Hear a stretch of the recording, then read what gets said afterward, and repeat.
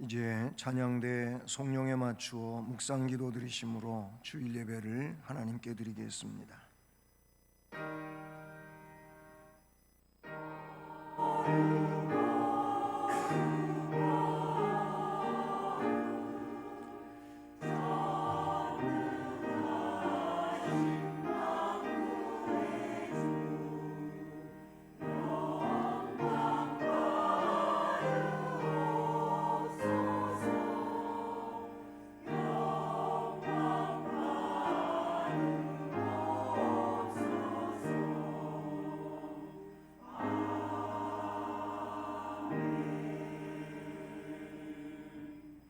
여호와를 경외하며 그의 계명을 크게 즐거워하는 자는 복이 있도다. 그의 후손이 땅에서 강성하며 정직한 자들의 후손에게 복이 있으리로다. 부와 재물이 그의 집에 있으며 그의 공의가 영구히 서 있으리로다. 아멘. 사랑의 하나님 아버지, 감사드립니다. 하나님께 주일 예배를 드릴 수 있도록 우리의 삶을 주장하시고 인도해 주셔서 감사드립니다. 이 귀한 시간, 예배 시간 처음부터 끝까지 하나님 홀로 주장하시며 영광을 받으시옵소서. 시종을 주께 의지하오며 예수 그리스도의 이름으로 기원드립니다. 아멘. 자리에서 일어나셔서 찬송가 1장을 찬송드리겠습니다.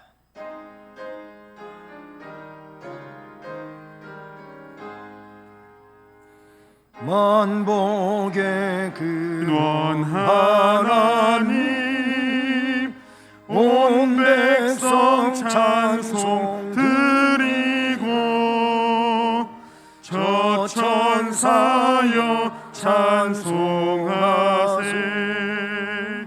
찬송 성부 성자 성령. 아멘.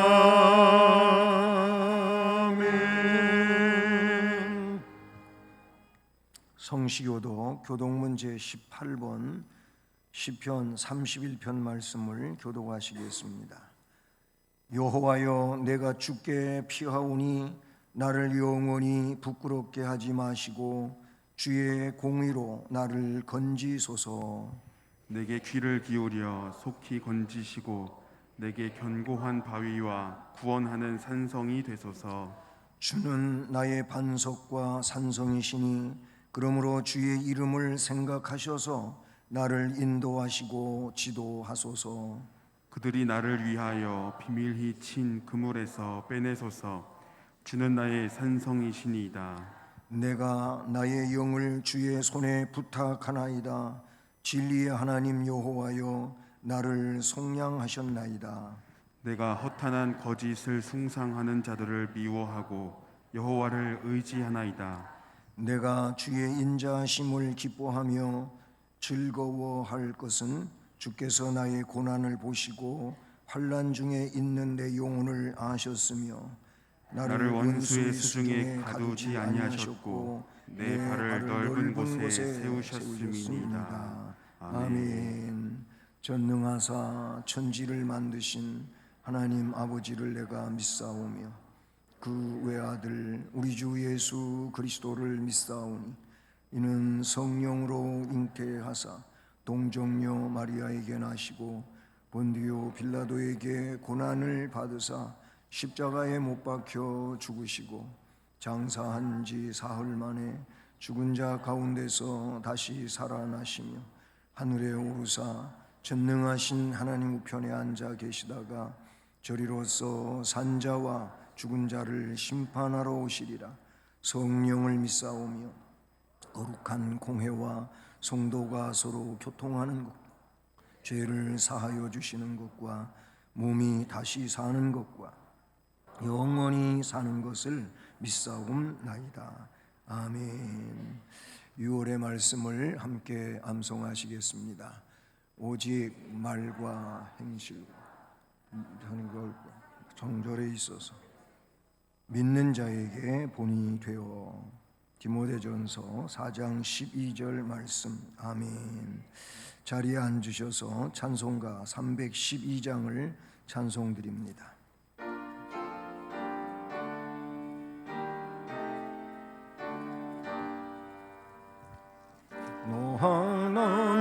하나님께 이끌리어 일평생 주만 바라며 어려울 때 힘 주시고 언제나 지켜주시리. 주 크신 사랑 믿는 자 그 반석 위에 서리라. 너 설레는 맘 가다듬고 희망 중 기다리면서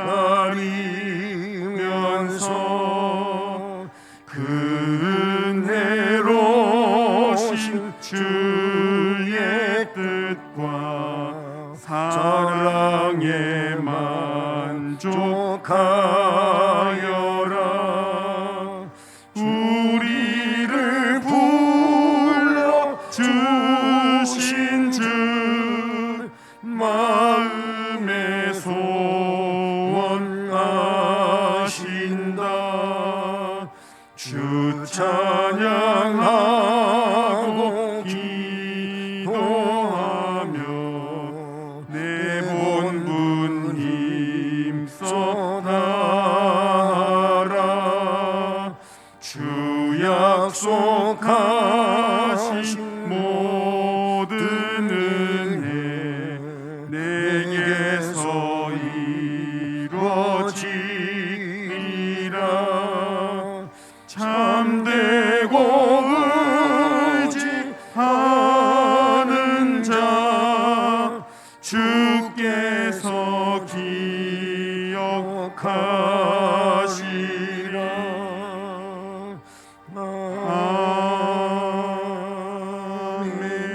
아멘. 사랑과 은혜가 풍성하신 하나님 아버지, 우리가 주님의 성전에 모여 예배할 수 있게 하심에 감사드립니다. 주님을 찬양하고 함께 기도하며 주의 말씀을 듣는 것이 우리 삶의 가장 큰 소망이 되게 하옵소서.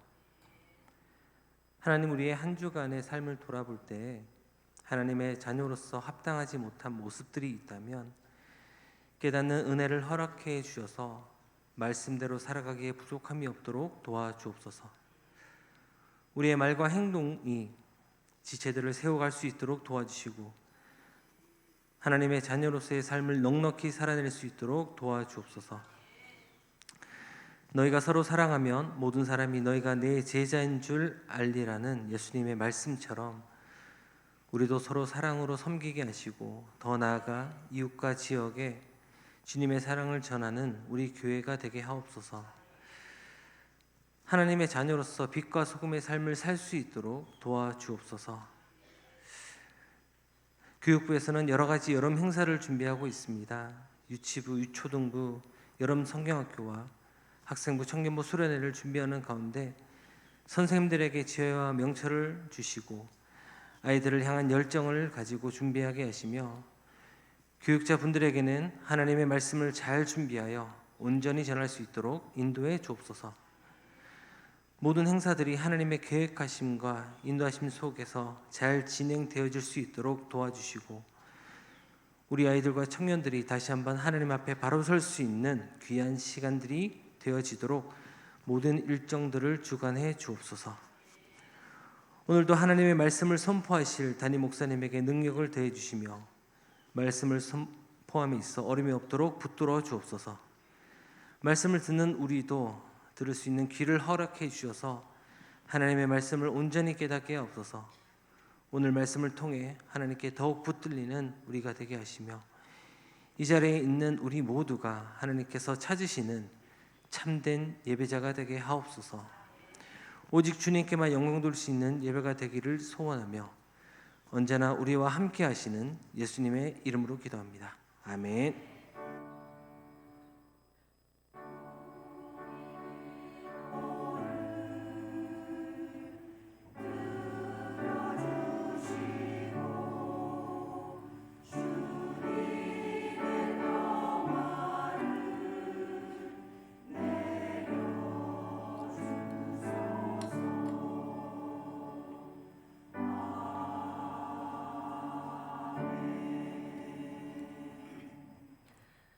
하나님 말씀은 신약 성경 맨 마지막 책 요한계시록 14장 1절로 5절 말씀입니다.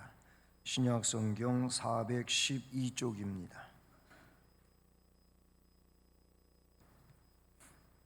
요한계시록 14장 1절부터 5절까지 말씀입니다.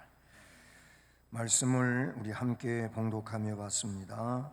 또 내가 보니 보라 어린 양이 시온산에 섰고 그와 함께 14만 4천이 서 있는데 그들의 이마에는 어린 양의 이름과 그 아버지의 이름을 쓴 것이 있더라. 내가 하늘에서 나는 소리를 들으니 많은 물소리와도 같고 큰 우레소리와도 같은데 내가 들은 소리는 검은 고 타는 자들이 그 검은 고를 타는 것 같더라. 그들이 보좌 앞과 네 생물과 장로들 앞에서 새 노래를 부르니 땅에서 속량함을 받은 14만 4천 밖에는 능히 이 노래를 배울 자가 없더라. 이 사람들은 여자와 더불어 더럽히지 아니하고 순결한 자라.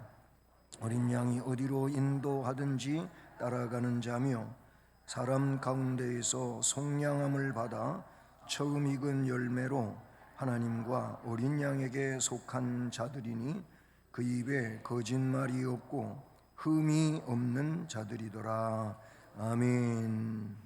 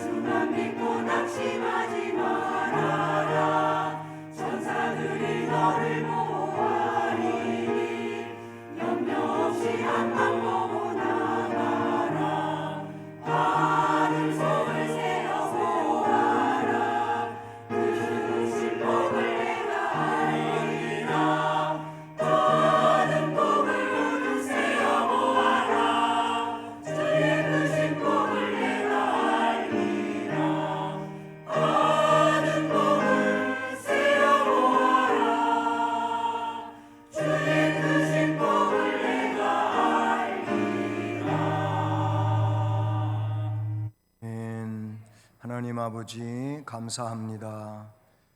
우리에게는 영원하신 하나님께서 생명의 복을 주셨습니다.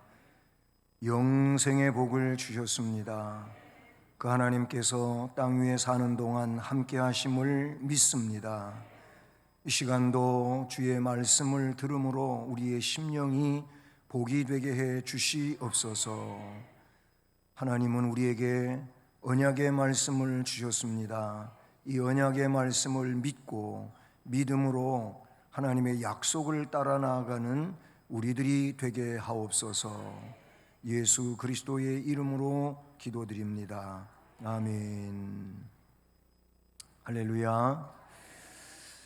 네, 오늘도 귀한 자리에 나오시고 하나님 앞에 예배하는 여러분 모두에게 주의 은혜가 충만한 복된 시간 되기를 우리 주님의 이름으로 축복합니다.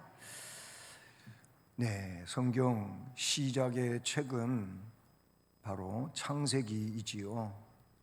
시작의 책이라고 하면 영원하신 하나님께서 그 영원의 어느 시점에서 우주 만물을 창조하시고 또 하나님과 교통할 수 있는 영적 존재로서 인간을 창조하셨습니다.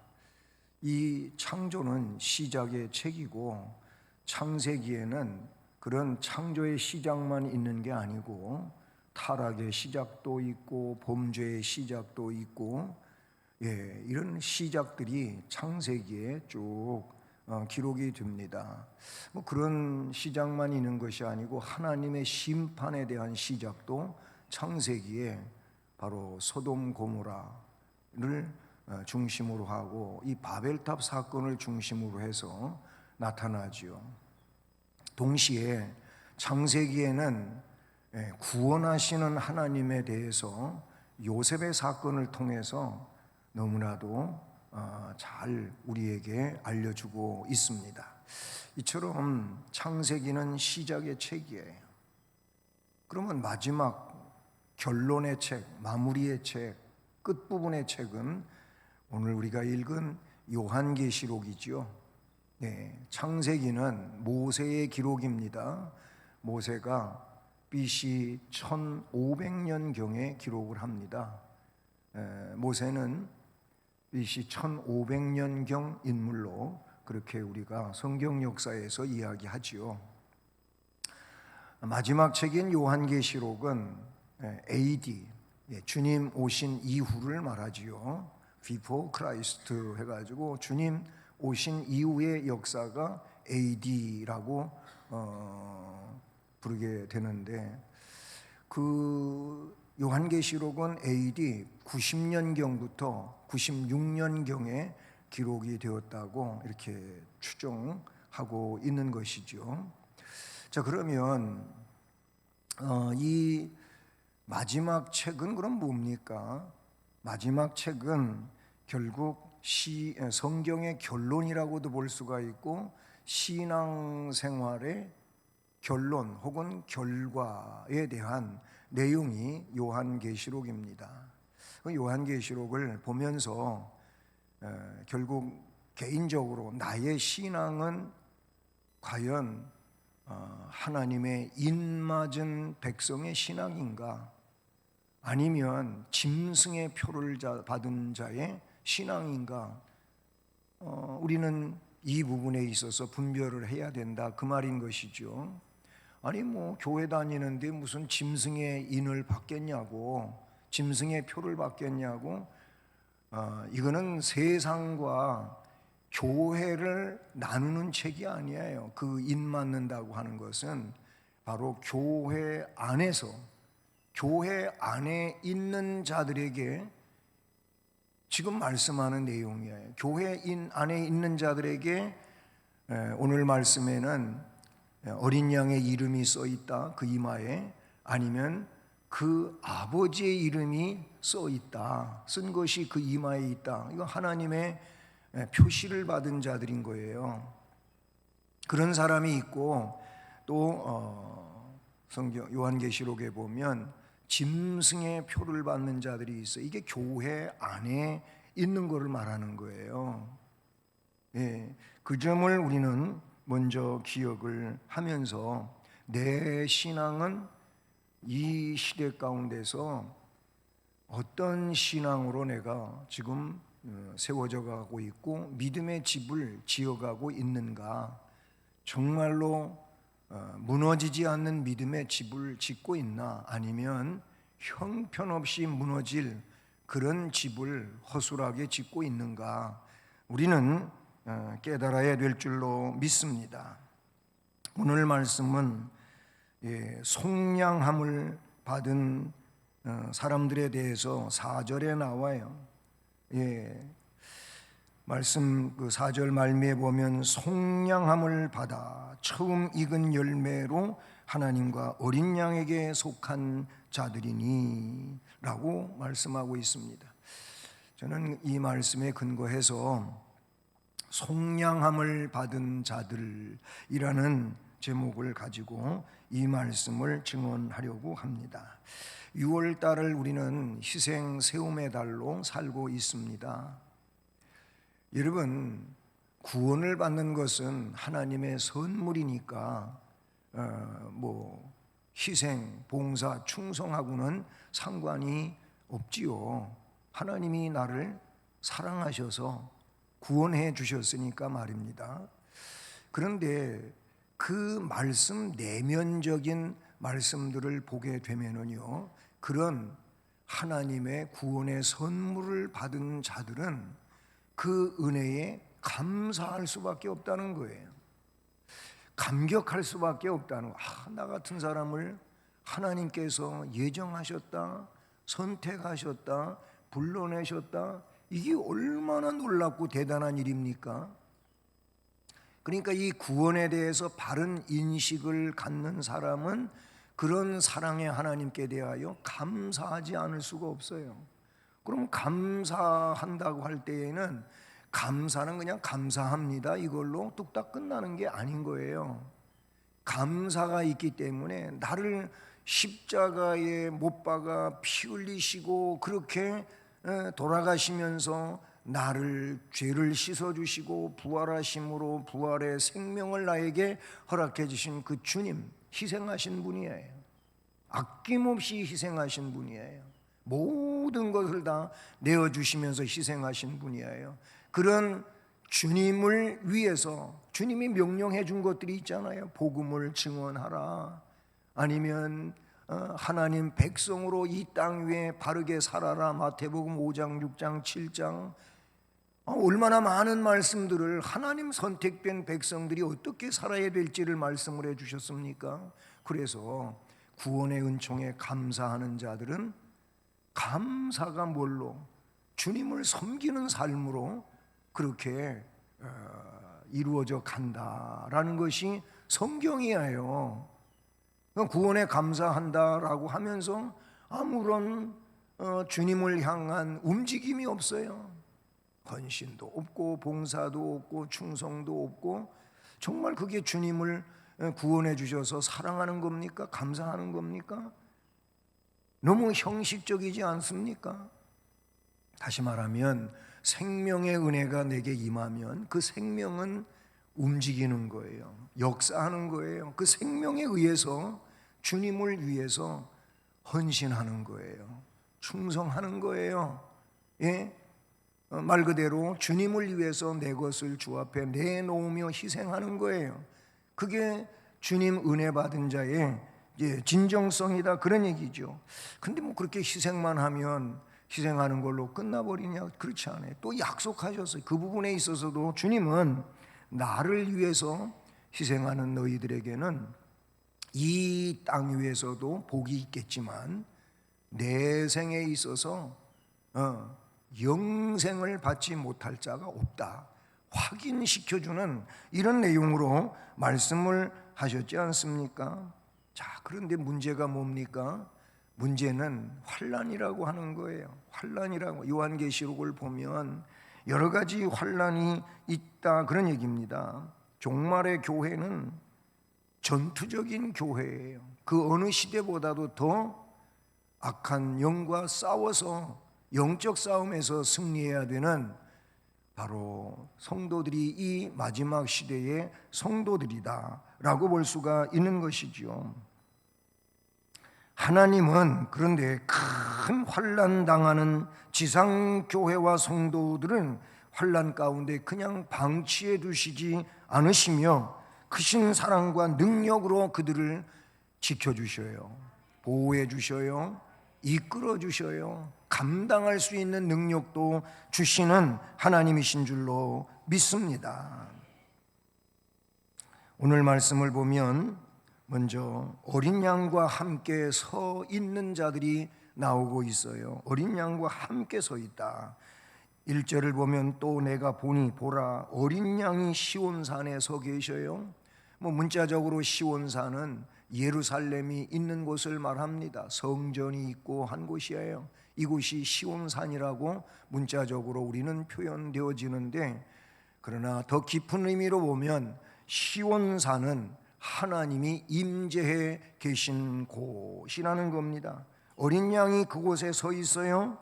그런데 그와 함께 14만 4천이 서 있는데, 그 시온산에 서 계신 어린 양과 함께 14만 4천도 함께 서 있다는 거예요. 그런데 그 14만 4천의 이마에 어린 양의 이름이 있고 그 아버지의 이름을 쓴 것이 있더라, 이렇게 말씀하고 있는 것을 봅니다. 요한계시록을 보면 다 모든 것이 장마다 절마다 귀중하지만은, 그런데도 그 중에서도 7장과 14장과 21장은 그렇게 3단, 구구단으로 치면 3단, 7단, 7일은 7, 7이 14, 73, 21 이런 식으로 그 7의 배가 되는 7의 곱하기로 나가는 이 내용들은 더 깊은 의미가 있어요. 7장도 14만 4천이 나오고 14장도 14만 4천이 나오고 21장은 14만 4천이라고 하는 이름으로 나오진 않지만 바로 구원받은 백성들에 대하여 21장의 말씀이 기록되어져 있는 걸 봐요. 바로 그 7장에 14절에 이런 말씀이 나와요. 이는, 여기 14만 4천인을 두고 하는 얘기인데, 큰 환난에서 나오는 자들인데 어린 양의 피에 그 옷을 씻어 희게 하였느니라. 7장 14절에 그런 말씀이 기록되어지고 있다는 사실이죠. 그 말씀에서 이 14만 4천인이 누구냐? 오늘 말씀은 어린 양과 함께 서 있다고 말하잖아요. 주님이 계신 곳에 함께 있는 자들이에요. 그런데 7장 14절에서는 그렇게 되기 위해서 어떻게 했느냐? 큰 환난에서 나왔다는 거예요. 그냥 시대적으로 이런 시대는 환난의 시대다, 네로 박해 시대의 환난의 시대지요. 아니면 일제 강점기 6.25 기독교인들이 제일 숙청 대상 1호였어요. 왜 그러냐면 이 기독교인들은 사상을 바꿀 수가 없는 거예요. 예? 공산당 사상도 어마무시하게 무섭잖아요. 한번 그 세뇌되면 그냥 자기가 그렇게 어렵게 사는데도 막 그냥 눈물 흘리면서 열광하고 박수 치는 거 보세요. 예?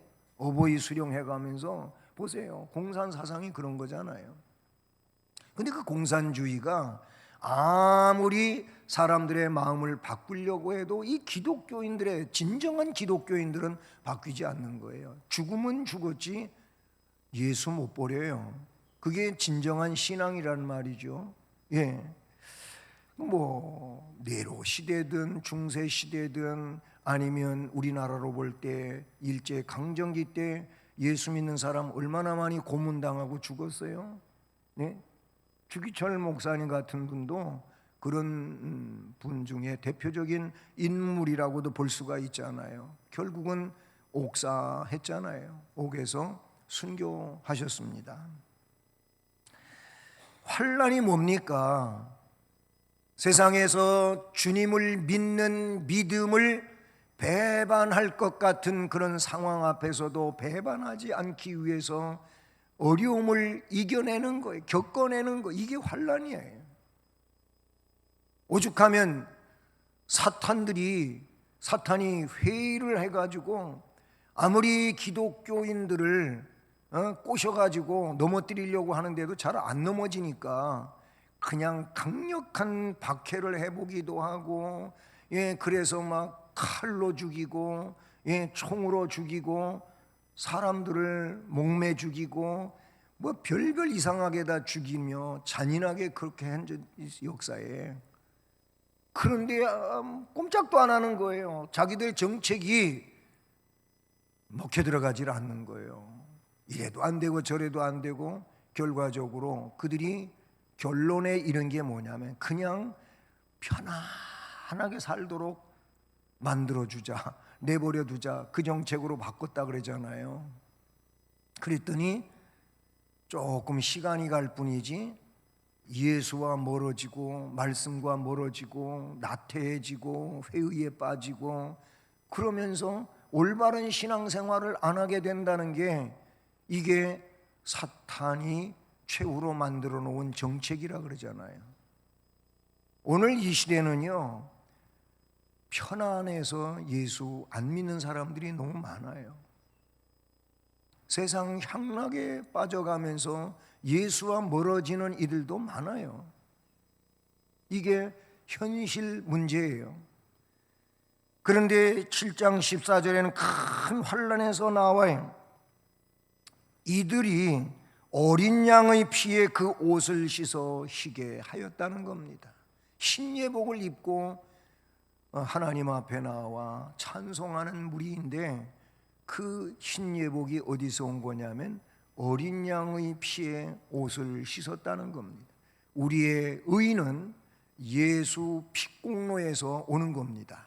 우리의 착함, 선함, 의로움, 도덕적, 윤리적, 이것이 우리의 의가 아니요.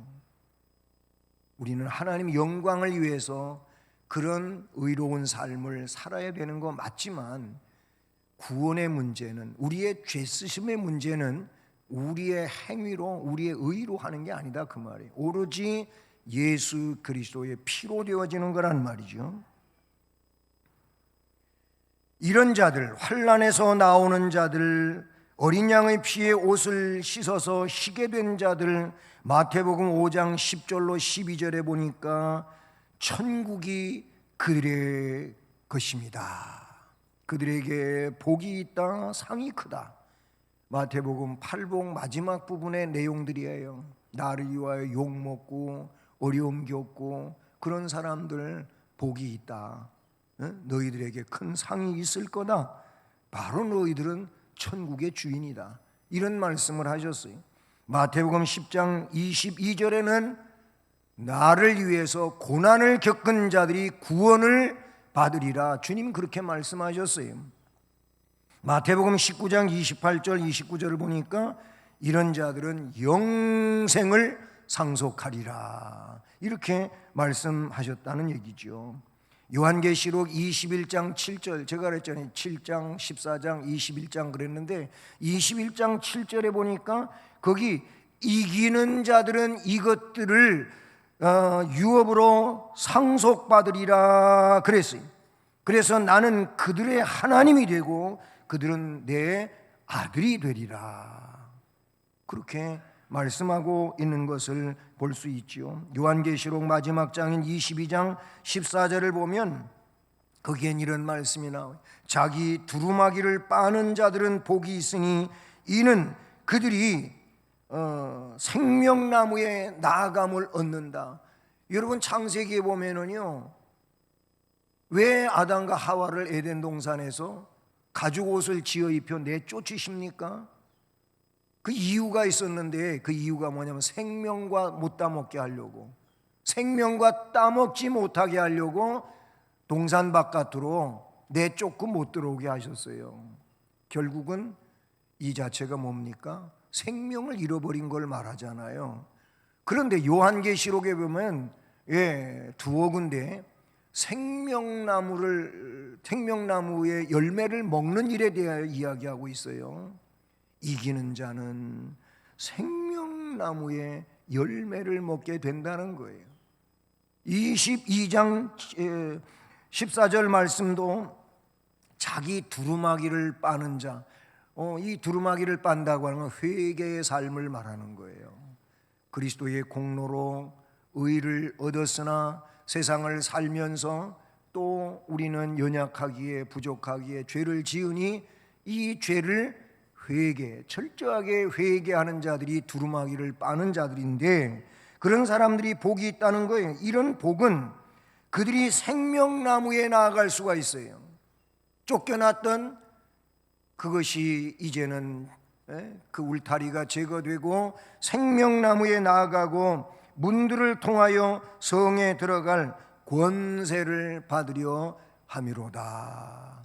성은 뭡니까? 새 예루살렘이에요. 새하늘 새 예루살렘이에요. 그러니까 천국이죠. 거기 들어갈 권세를 얻게 되는 이 축복에 대하여 말씀하고 있어요. 중요한 건 그러니까 뭐냐? 어린 양과 함께 서 있는 것인데, 또 그 말씀에 어린 양의 이름도 아버지의 이름도 그들의 이마에 쓰여져 있어야 되는데, 이것을 우리는 인 맞은 자라고 그렇게 계시록 7장의 말씀에 나타내 주고 있어요. 여러분, 세상 일 때문에 우리의 신앙이 뒷걸음질 치면 안 되겠습니다. 곧 세상 일이라고 하는 것은 어쩌면 짐승이 장악하고 있는, 우리 주님과는 거리가 있는 이런 상황 속에 자꾸자꾸 도취되어 가는 것이라고 볼 수가 있어요. 우리는 어린 양과 함께 서 있어서 뭘 해야 되느냐? 앞으로 오늘 말씀 2절 3절을 보시면, 내가 하늘에서 나는 소리를 들어. 이게 사도 요한이 지금 나는 지금 하늘에서 나는 소리를 듣고 있다라는 거죠. 그 소리가 많은 물소리와도 같고 큰 우레소리와도 같은데, 내가 들은 소리는 검은 고 타는 자들이 그 검은 고를 타는 것 같더라. 너무너무 웅장하고 큰 소리이면서도 너무나도 아름답다고 하는 것을 검은 고 타는 자들의 검은 고 소리와 같다, 이렇게 표현하고 있어요. 너무 황홀하고 아름답고 어디에 비길 수 없는 그 놀라운 찬송을 이렇게 표현하고 있는 것이죠. 그런데 이 검은 고 타는 자들의 검은 고 소리와도 같은 그 소리가 어떤 것이었느냐? 3절에 그들이 보좌 앞과, 여기서 그들은 누구입니까? 앞에서 이야기했던 14만 4천입니다. 14만 4천. 어린 양의 이름과 아버지의 이름이 그 이마에 쓰여 있는 사람들, 그들을 말해요. 그들이 보좌 앞에서, 하나님의 보좌지요, 또 네 생물과 24 장로들 앞에서, 지금 하나님 보좌 앞에 광경을 설명하고 있는데, 그 앞에서 새 노래를 부르고 있는 거예요. 새 노래는 지금까지 한 번도 들어본 일이 없는 노래를 말하는 게 아니고, 정말로 새 것으로, 새 것처럼 새롭게 그렇게 드려지는 것을 말하지요. 새 노래로 불러요. 새 노래를 부르니 땅에서 속량함을 받은 14만 4천 밖에는 능히 이 노래를 배울 자가 없어요. 그러니까 부를 자도 없는 거지요. 14만 4천 어린 양의 이름, 아버지의 이름이 이마에 있는 이 사람들만 이 노래를 불러요. 다른 사람은 부를 수가 없어요. 못 불러요. 부를 수가 없는 이런 내용이 되는 거예요. 이게 참 중요해요. 새 노래를 부를 자들에 대하여 말씀하고 있다는 사실이죠. 예. 하나님 보좌 앞에서 네 생물과 24 장로들 앞에서 새 노래를 불러요. 부르는 이들은 땅에서 속량함을 받은 자라는 겁니다. 14만 4천은 그냥 숫자적으로 꼭 그 숫자만을 말하는 것이 아니고 우리는 상징적 숫자라고 이야기하지요. 14만 4천, 1만 2천, 1만 2천 이렇게 각 지파를 이름을 거명하면서 앞에 그 14만 4천이 나와요. 그러니까 12지파니까 각 지파에 1만 2천씩 해서 12 곱하니까 14만 4천이 나왔다 그 말이에요. 그러니까 결국 하나님의 선택된 백성들의 무리를 말한다. 이거는 영적인 숫자이고 상징성을 가지고 있다라는 겁니다. 우리가 이 노래를, 이 새 노래를 부를 자가 되어야 할 줄로 믿습니다. 예? 이 새 노래를 부를 자가 되어야 돼요. 예. 그들이 속량함을 받은 자래. 속량이 뭐예요? 죄값을 치름받은 자들을 말하는 거예요. 예수 그리스도의 피공로에 의해서 죄값이 다 지불된 자들이에요. 우리가 죄값을 어떻게 지불하겠습니까? 우리는 지불할 길이 없어요. 오로지 예수 그리스도의 피가 우리의 죄값을 지불해 주신 거예요. 그걸 성경은 뭐라고 이야기하냐면은 담당하셨다고 표현하고 있어요. 주님이 우리의 그릇된 길로 갔던 거, 각자 저마다 아무렇게나 그렇게 살았던 거, 이런 것들에 대한 하나님 뜻과는 거리가 있는 이 삶을 살아온 것에 대하여 우리 주님이 다 담당해 주셨어요. 이사야 53장이 이 말씀을 우리에게 가르치고 있단 말이죠. 그럼 이런 자들이 누구냐? 오늘 말씀에 다시 4절에서 표현하기를 정결한 그리스도의 신부라고 이야기하고 있다는 사실이죠. 정결.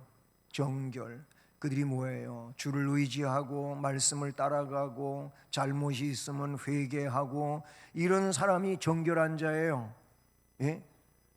그렇잖아. 예수 그리스도의 피공로를 믿는 거예요. 예, 원죄도 그 피에 의하여 다 씻어졌지만 내가 살면서 지은 자범죄도 어떻게 회개함으로 씻음 받는 거예요. 이게 정결이에요. 정결인데 이 정결한 그리스도의 신부가 돼야 돼요. 4절 5절 보세요. 이 사람들은 그랬어요. 앞에는 그거를 14만 4천이라고 말했잖아요. 속량함을 받은 자들이라고 이야기했지 않습니까? 어린 양의 이름이 쓰여 있고 아버지의 이름이 쓰여 있다고 했잖아요. 바로 이 사람들은 여자와 더불어 더럽히지 아니하고 그랬어요. 여기 여자는요 17장 18장의 말씀을 보면 그냥 여인을 두고 하는 얘기가 아니에요. 17장 18장을 보면 음녀 바벨론이라고 나와요. 바벨론이라고 하는 이 나라가 음녀라는 거예요. 왜 바벨론이 음녀입니까? 바벨론은요 범신론 사상에 빠져 있는 자들, 별게 다 신이에요. 예? 오늘날 지구촌에 이 나라 저 나라 모든 나라들 보면 정말 하나님 이외에 신이 아닌데도 신으로 그렇게 자리매김해서 숭배 사상에 빠져 있잖아요. 일본 가보신 분들 아시겠지만 일본에 참 동네마다 신사가 여러 개씩 많아요. 신사가 많아요. 신당이 많다 그 말이에요. 저도 가본 곳에 보니까 뭐 여기에도 신당이 있고 저기에도 신당이 있고, 그래서 그전에는 일본에 신이 몇 개냐 400만 개라 그러더니 요즘엔 곱빼기로 늘어나가지고 800만 신이래요. 일본이. 성경에도 보니까 이름도 알지 못하는 신을 섬기고 있다고 바울 사도가 지적한 내용이 나와요. 뭔 신인지도 모르고 그냥 거기다가 섬기고 복을 달라고 하는 이런 일이 나와요. 바벨론이 하나님을 부정하고 도전하고 그리고 베엘을 섬긴단 말이죠. 이게 뭐예요? 바벨론 신들이 참 많아요. 예? 그리고 바벨론 우리가 역사에도 보면 신화가 얼마나 많이 등장합니까? 고대 바벨론에. 예, 그 신화에 의해 가지고 지금도 신화를 공부하고 하는 일들이 학교에 있다라는 것이죠. 음녀 바벨론으로 나와요. 그러니까 본문에 이 사람들은 누구냐? 여자와 더불어 더럽히지 않았다고 하는 것은 오로지 예수 그리스도밖에 없는 자들이에요. 나의 구원자는 예수밖에 없다. 내가 경배할 분은 예수밖에 없다. 여호와 하나님밖에 없다라고 믿고 사는 자들을 말하는 것이지요. 여자와 더불어 더럽히지 아니하고 순결하다. 그 다음에 어린 양이 어디로 인도하든지 따라가는 자의 절대 순종이 여기 나와요. 여러분, 우리가 신앙생활하면서 예수님이 인도하는 대로 따라가야죠. 그분이 우리의 목자가 되시잖아요. 참 목자가 되시잖아요. 근데 요한복음 말씀에 보니까 10장의 말씀을 보니까 뭐라 그러냐면 내 양은 내 음성을 알고 나를 따른다고 돼 있어요. 그 예수님을 안 따라가는 건 뭐냐면 예수님 양이 아닌 거예요. 성경이 그렇게 분명하게 말씀을 해주고 있단 말이죠. 예수님이 목자로서 내 양은 내 음성을 듣고 나를 따라온다고 그렇게 말씀하고 있다는 사실이지. 어린 양이 어디로 인도하든지 따라가는 거예요. 믿고 따라가는 거예요. 이게 절대 순종인 것입니다. 신앙생활하면서 절대 순종, 말씀 앞에 주님 앞에 절대 순종이 안 되는 이유가 뭡니까? 너무 합리주의를 따지는 거예요. 지금 세상이 어떤 세상인데 뭐 합리성이 없다, 합리적으로 이해가 안 된다, 뭐 이런 얘기를 하면서 자꾸 시대와 맞물려 있는 내용들을 가지고 그 말씀을 합리적으로 이해해 가지고 그 정도까지만 인정을 하는, 이게 절대 순종입니까? 절대 순종 아니죠. 그 말세에 믿는 자를 보겠느냐라고 말씀하셨던 주님의 말씀이 뭘 이야기하는지 우리가 귀를 열고 들을 줄 알아야 된다, 그런 얘기예요. 예, 순결한 자인데 어린 양이 어디로 인도하든지 따라가요. 그러면서 사람 가운데서 속량함을 받았어요. 우리 모든 세상 사람들, 시대에 존재하고 있었던 사람들, 이런 사람들 가운데서 속량함을 받은 자들이, 여기서 속량은 앞에도 설명했지만은 예수 그리스도의 피의 은혜를 입은 자들을 말하는 거예요. 예, 죄값을 지불받은 자들을 말해요. 그래서 처음 익은 열매로 하나님과 어린 양에게 속했다라는 거예요. 우리가 어디에게 소속됐냐 이거예요. 어디에 소속된 겁니까? 오늘 말씀은 하나님과 어린 양에게 속해 있다고 말씀하고 있지 않습니까? 정결한 그리스도의 신부가 되려면은요, 절제가 필요해요. 내가 하고 싶은 대로 다 하면은 절제를 못 하는 것이고, 절제가 안 되면 선을 넘어가는 거예요. 이 마지노선을 넘어가지 말아야 돼요. 그런데 내 생각대로 자꾸 마지선을 넘는 일이 많이 생겨요. 이게 문제가 되지요. 이게 문제가 돼요. 정결한 그리스도의 신부가 되려면 절제가 필요하고 절대 순종이 필요하고, 그 다음에 그 헌신하신 주님께 나를 헌신하는 이런 삶이 필요해요. 시대마다 신앙생활을 해롭게 하는 양상은 참 다르게 등장해요. 예, 네로 시대에는 네로 시대대로 얼마나 신앙을 지키기가 어려웠습니까? 네, 중세 시대의 개혁자들은 개혁을 위해서, 말씀으로 돌아가기 위해서 얼마나 많은 목숨을 잃었습니까? 많은 목숨들이 없어졌어요. 예? 우리나라에 신앙이 들어와서, 이 복음이 들어와서 처음에 또 마찬가지였잖아요. 그 신앙을 지키기 위해서 대표적으로 한강 백사장에서 목 잘린 사람들이 한둘이 아니에요. 그래서 순교성지 절두산이 있고 양화진 순교 기념 공원이 있고 그런 거예요. 그때 그렇게 순교하신 분들을 기리는 그런 장소인 겁니다. 우리 개신교는 양화진에 많이 탐방을 가잖아요. 절두산은 캐톨릭 중심으로 이렇게 이루어진 곳이고요. 시대마다 신앙을 해롭게 하는 양상이 많아요. 오늘날 우리의 신앙을 방해하는 건 뭡니까? 이 순결한 신앙을 방해하는 것은 뭡니까?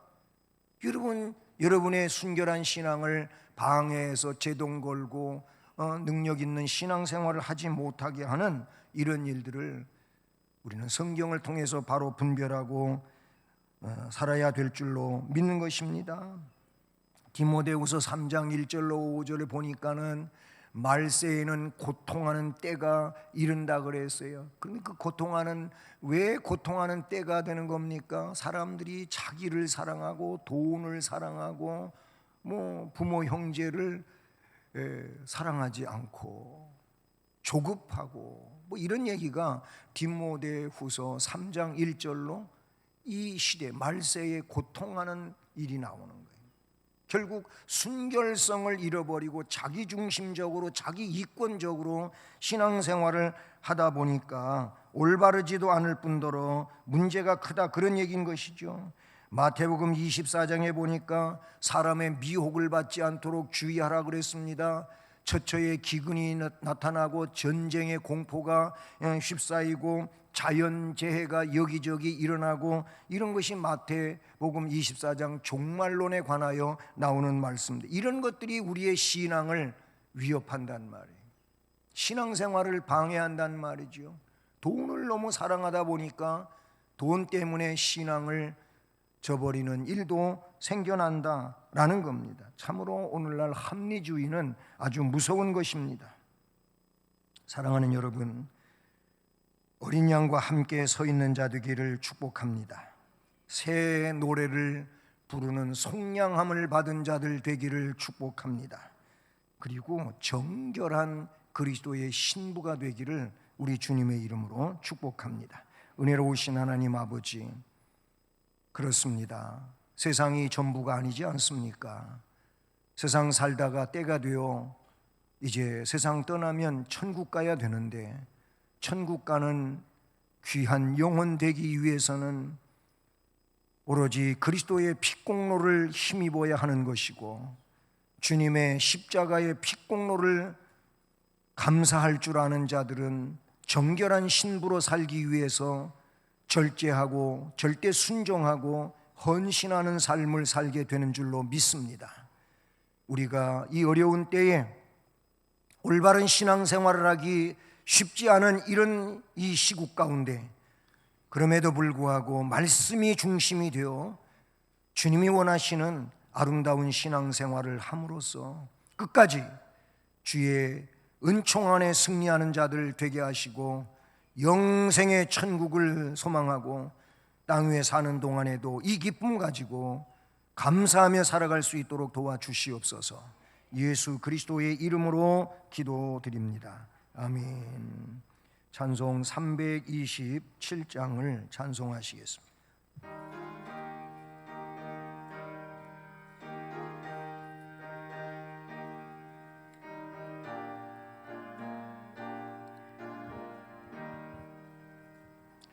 주님 주실 화평 믿음 얻기 위해 너는 정성껏 기도했나. 주의 제단 앞에 모두 바치기 전 복을 받을 줄 생각 마라. 주의 제단에 산제사 드린 후에 주 내 맘을 주장하니 주의 뜻을 따라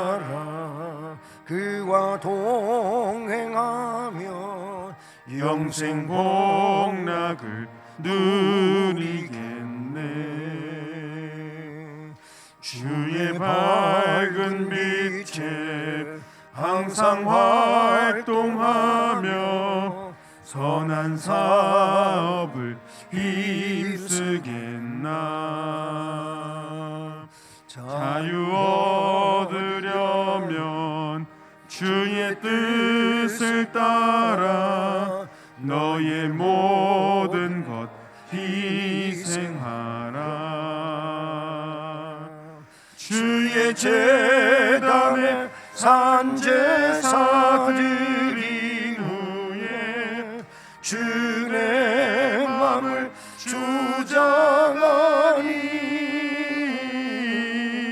주의 뜻을 따라 그와 동행하면 영생 복락을 누리겠네. 주의 제단 앞에 모두 바친 후에 주와 온전히 사귀겠네. 주님 주신 기쁨 또한 그의 사랑 어찌 말로 다 형용하랴. 주의 제단에 산제사 드린 후에 주 내 맘을 주장하니 주의 뜻을 따라 그와 동행하면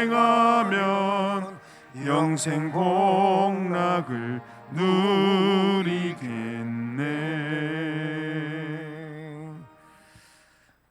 오늘도 우리에게 말씀을 통하여 신령한 복을 주신 하나님 감사를 드립니다. 이 시간엔 물질을 정성으로 구별하고 하나님께 봉헌 드리오니 우리가 드리는 이 헌금을 흠양해 주시오며 정성스러운 손길들 위에 또 가정들마다 그리고 사업과 직장, 학업, 인생의 앞날을 복주시며 우리 주님의 은혜로 충만하게 하시옵소서. 기쁘고 즐겁고 건강하고 행복한 인생을 살게 하시옵소서.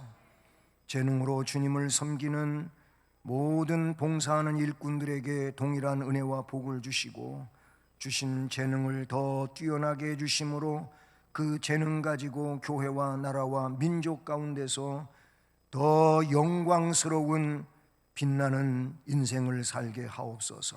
축복하고 감사드리며 예수 그리스도의 이름으로 기도드립니다. 아멘. 네, 지난 주일 1, 2부 예배에 장로 피택 투표를 했고, 그리고 이 오후 예배에 그 결과를 발표했었습니다. 오늘 주의 날 또 전체적으로 알려드릴 필요가 있어 다시 한번 말씀을 드립니다. 지난 주일 공동회에서 우리 김용철 집사님과 황춘석 집사가 장로로 피택이 되었습니다. 하나님께 영광을 돌립니다. 그리고 총남전도회는 오늘 2부 예배 후에 원래회에 있습니다. 그리고 19일부터 22일까지 내일부터 목요일까지인데 저는 총회 교역자 수련회에 다녀옵니다. 그래서 목요일까지는 제가 출타 중에 있고 수요 예배는 우리 부교역자들이 예배를 인도하도록 다 이렇게 준비가 되었습니다. 그리고 돌아오는 주일은 6.25 제 73주년 상기 주일로 지키겠습니다. 그리고 우리 구갑순 권사님, 또 김종삼 집사님 가정에서 감사한 일이 있어요. 그래서 하나님 은혜 너무 감사해가지고 떡을 이렇게 내주셔서 맛있는 떡을 여러분에게 드렸습니다. 감사합니다. 더 건강하시길 바랍니다. 이제 다 일어나셔서 찬송가 예수를 믿고 2절을 찬송하시겠습니다.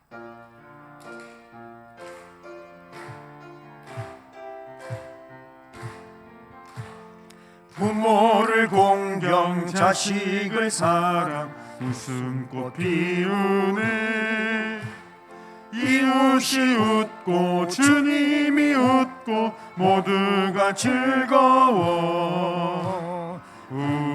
우리 가정 즐거운 가정 우리 가정 복받는 가정. 이제 구주 예수 그리스도의 은혜와 하나님 아버지 지극한 사랑과 성령님 교통 위로 인도 보호 깨닫게 해주시고 충만하게 하시는 역사가 오늘 속량함을 받은 하나님 백성에 대한 말씀을 들으면서 그 말씀 안에서의 삶을 위해 다시 결심하고 나아가는 성도들 머리 위에 가정의 일터의 앞날에 교회와 민족 위에 이제로 영원까지 함께 계실지어다. 아멘.